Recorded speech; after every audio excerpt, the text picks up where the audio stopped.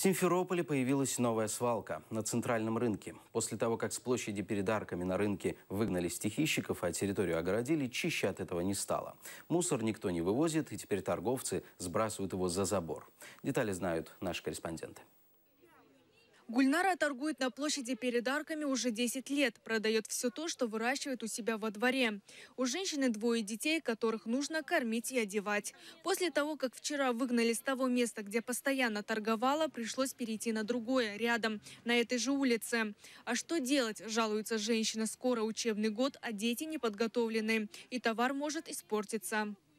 Теперь не знаем, что нам делать. Вот мучаемся, что делать. Здесь стоять не дают, там не дают. Дети дома маленькие, ребенок после операции, ребенок больной, деньги нужны. Где работать, куда идти?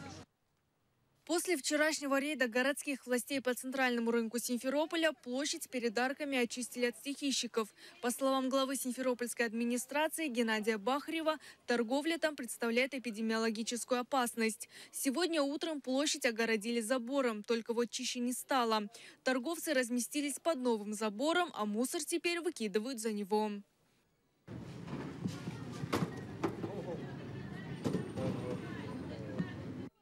Сами продавцы при этом возмущаются. Выгнать выгнали, а обещанные места не предоставили.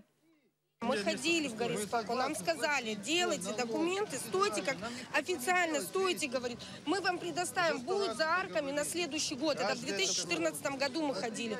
В 2015 будет вам строиться рынок. Где этот рынок? Вот сейчас мы остались без мест все. Сколько людей? Вот мы все почти с документами. Нам сам Гафаров говорил, мы сами ходили в горисполком. Нам сам он сказал, делайте документы, будете стоять. Вас трогать никто не будет с документами. Теперь они поняли, что все с документами стоят, и выдали закон. Кто с документами, 200 тысяч штраф.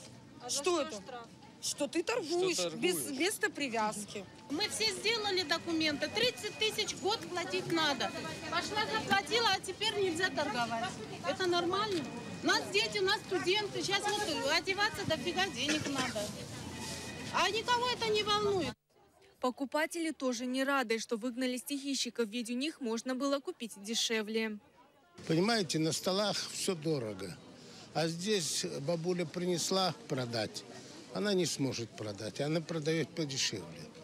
И поэтому то, что на рынке продают, то неприемлемо, не каждый может купить. А здесь каждый может купить. Бабуля вышла, что вырастила и продала. Поэтому здесь это плохо сделали. Сейчас продавцы не знают, как быть дальше. Работать не дадут, а налоги никто не отменял. Большинство из них в прошлом году оформили документы на индивидуальное предпринимательство. Эльмаз Ибрамова, Айдар Ахай, Заман, АТР.